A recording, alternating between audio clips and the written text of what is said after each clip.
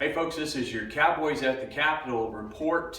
We've been in the session now since the 1st of February. Lots going on at the Capitol. The Capitol's very active with 45 new legislators on both sides in terms of the House and the Senate.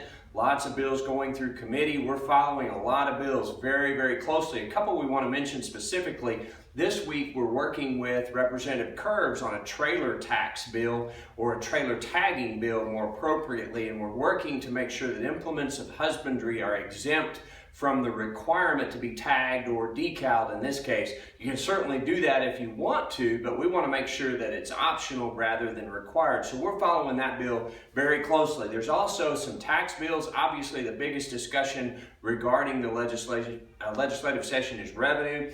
Lots of ideas regarding sales tax. We'll be watching our exemptions very closely, both the general ag sales tax exemption and then exemptions on specific items such as the sale of livestock, or making sure that we don't add a sales tax to services like trailer hauling, freight type things, veterinary services, those types of things. We'll continue to watch those very closely. We've also got a lot of ad valorem tax bills. I don't know that I've ever seen this many introduced in a session, whether they deal with schools, public education, and we've got a couple dealing with municipalities that would allow cities to levy ad valorem taxes. Of course, we think this would be a great incentive for cities to increase their boundaries, to annex land, bring in agricultural land, so we'll be watching those and working against those as well. We've got a couple of resolutions that we're following very closely. One deals with black vultures.